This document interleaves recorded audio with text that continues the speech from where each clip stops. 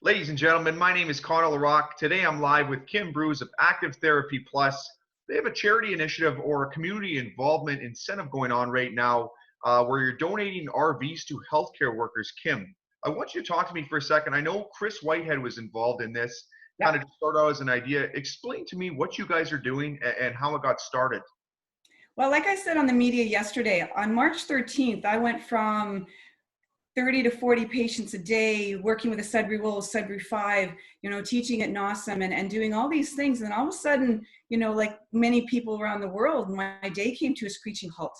And those that are out there that know me really well know that I don't do very well if I don't have a lot on my plate. And as you know, our gym's closed and, there just wasn't a whole lot for anybody to do for that matter. So, I was in a position with all my contacts in the community. I knew that I could do something. I just didn't know what it was yet.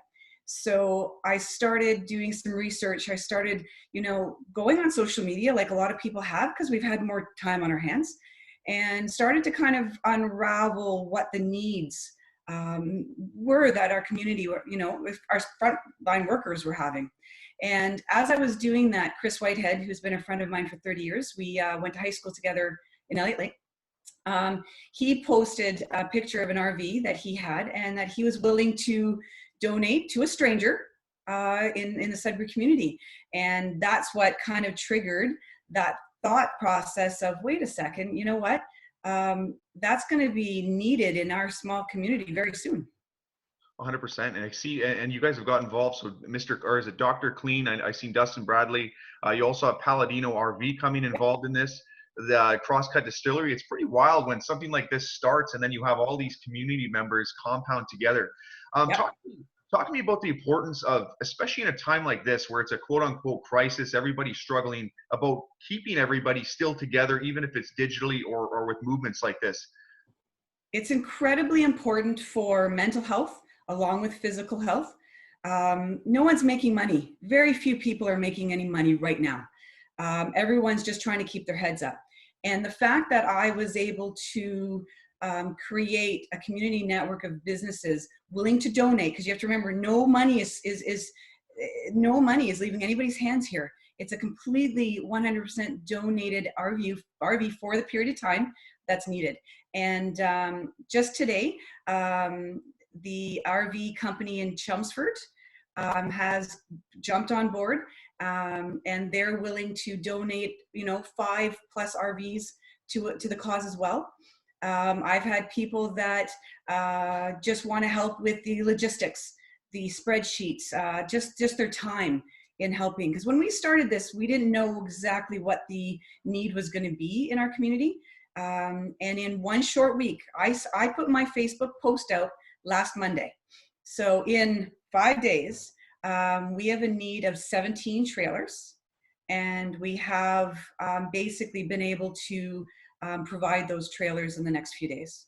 So Wow. the community getting together right now is a huge asset to everybody in any way. Just being able to give some time, to take some of their free time up and to help. Everybody needs to help this cause for sure. 100%. I think that's one of the biggest things, especially as us business owners being out there in the community, especially everyone's, like you said, nobody's making money. So what do we do in return? Yeah. Something like this initiative is something that's why I wanted to interview you and Chris as well, because it's one of those things where you guys are staying active. And I'm a big proponent, especially in times like this, instead of getting on the defense, we try to go out on the offense and keep things moving. What would your advice be to business owners right now, specifically that we're all taking a hit and you're in it? Would you say just keep getting involved the way you can in the community? Is there any other things that you're doing in your business just to make sure you stay active, and so when things do start up again, that you're ready to keep it moving? Well, this initiative is certainly helping because, you see my face everywhere the last couple of days. We're still doing telehealth sessions with our patients. I'm still in direct contact with my concussion patients, anybody that needs rehab, and a lot of clinics are. A lot of healthcare practitioners are still in contact with their patients. So anybody that can keep relative in terms of, being out there. And you know what, there was a thing on the news last night about companies using their ad space for something else, something that's relative to the time. If you've got that opportunity, use it, instead of saying, you know what, I have a sale on X. What we're going to do is thank our frontline workers, or we're going to say when we're up and running, we're going to perhaps have a sale on whatever it is that they do. So staying relative in the moment, trying to sell items right now and running your business as is, to me is a little insulting to the people that can't do it, and to the people that are out there risking their lives, because we might be the ones that need their help in the next few weeks. So I think if everybody, we've seen a lot of companies starting to make the hand sanitizer like Crosscut. We've got a lot of people out there trying to make masks. So our community is incredibly special, and they are stepping up. These companies are definitely stepping up and changing what they may have done as a business and flipping it to something that's actually, again, more relative to what's going on in our community.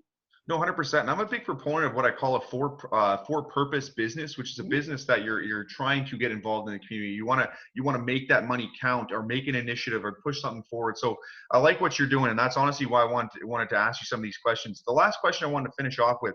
So for anybody watching this interview, if they want to get involved in your movement and your initiative or something, what would you recommend? So do they reach out to you? They reach out to Chris, or start their own? Like what's your recommendation on this?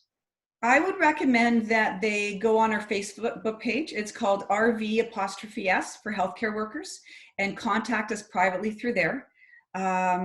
If somebody else was to start their own initiative similar to this, the competition might end up making both initiatives fail. Right. It would be best for us to lobby together and do this collectively like we have been.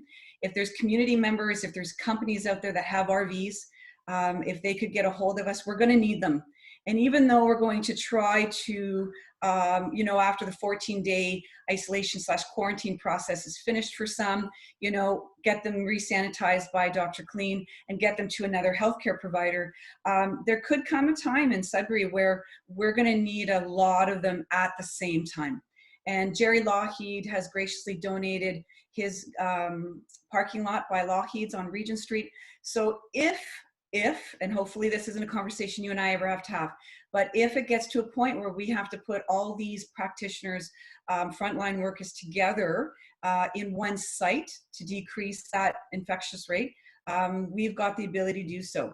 Amanda Barloni is a lawyer in town. She does real estate. She's jumped on board to create a legal document that when you're loaning your RV to us, you are rid of any liability. So that's a security. Of course, Dr. Clean in terms of cleaning pre and post. We've had so many people, Jim's portable toilets, they jumped on graciously to help us dump the toilet waste, right? Things that I don't think about as an AT, but our community has said, oh, you know what? She's going to need our help. I'm going to contact her. Things I haven't even thought about. People have come to us and said, I can do this for you. Perfect, right? And the community outreach for their own personal, I'm talking about all the businesses that are involved, but we have to keep in mind that these are strangers helping strangers. These are regular community people that say, I've got a trailer sitting in my yard. Can you use it? And no one's asking for their help. I don't know them. They don't know me. And the good thing in all this, Connor, is that no one's asking what's in it for me. Everybody is asking, how can I help? And that is a Sudbury core. That is something that I've only ever seen in small communities, and I'm incredibly grateful for. Oh, no, 100%. I think it's huge, especially seeing that it's very humbling in a sense just to watch how it starts off as just this one thing. Hey, this is where I can, we put our hand out to help, and then it compounds into this big movement like it is now.